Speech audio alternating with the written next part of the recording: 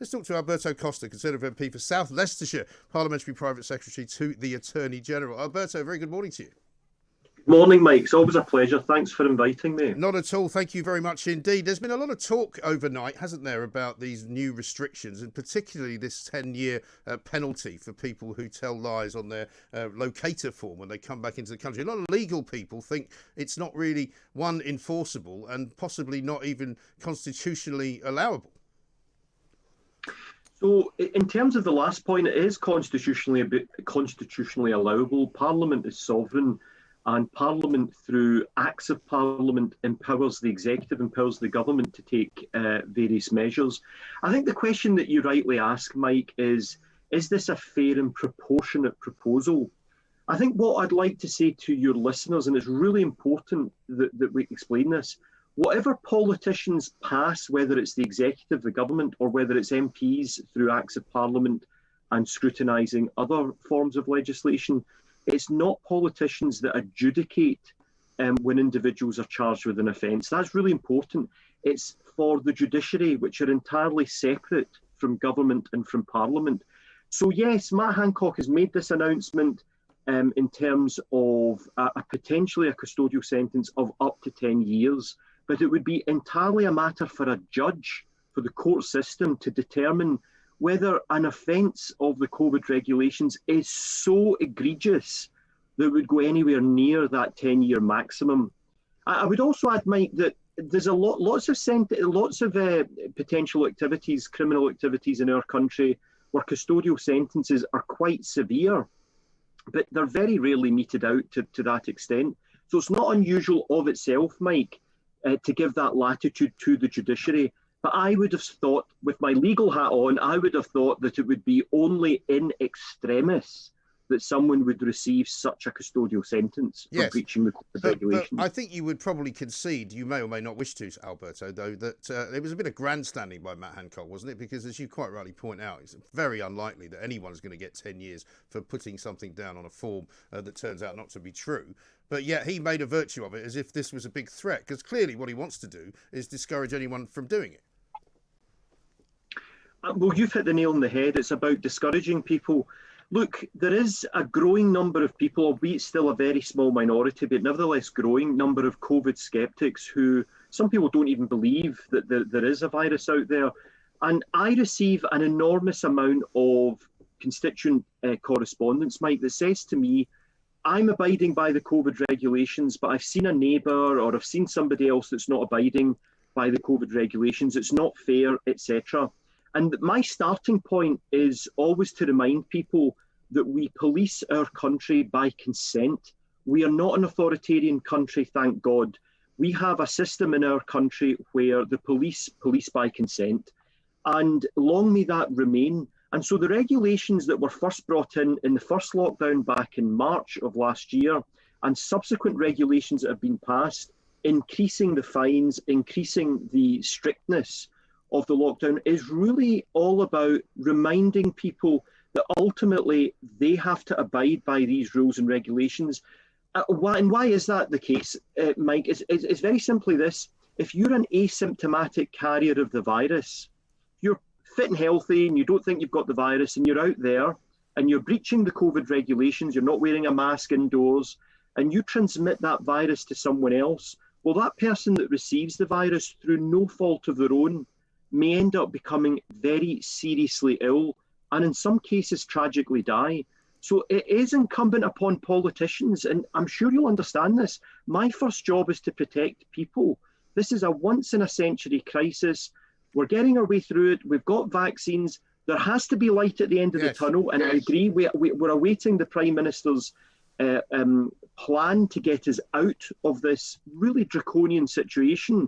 And so I will be awaiting, like everybody else, for the Prime Minister's announcement in a matter of days. Yes, that's fine, Alberto, and I think your aims are very admirable. However, your job is also to protect the livelihoods and the lives of all people in this country, not just the very small proportion of them who will end up dying from coronavirus, because that, in the end, is the decision that you guys have to make, the proportionality of what you are doing and the damage that is being caused by the collateral damage around the coronavirus restrictions. And as you've heard from me this morning, an awful lot of people voted in our poll, many, many more times, 10 times more people than ever vote in any YouGov poll, and 81% of them want to see the economy opened back up again. And I think the problem is that we've had this now for such a long time that many people are at breaking point, Alberto. Well, look, I think having polls like this are very useful. They certainly help inform me and other decision makers. And I want to see, I'm part of that 81%. I want to see the economy reopened as quickly as possible. We clearly can't continue, Mike, like this indefinitely. There are some sectors of our economy that are on their knees, the hospitality industry, for example. But on the other hand, there are some areas of the economy that have been doing extremely well. I think of online shopping. Most of us have been doing a lot of online shopping, perhaps more than we would typically do. But that doesn't offset the damage that's been done to the economy at all. And it's imperative that we reopen the economy. The question is, the number of people that have died, I mean, we're talking about tens of thousands of people that have lost their life directly as a result of COVID, not that they've been tested for COVID and they've died for some other reason. They've died directly as a result of COVID. Now, Mike, I would say this to you and your listeners. If there was a terrorist attack and 30 people died, tragically lost their life, you would rightly expect politicians to take action. In this case, we've had tens of thousands. Yeah, but what you wouldn't do, what you wouldn't do in that situation is close down London because somebody attacked Borough Market, right?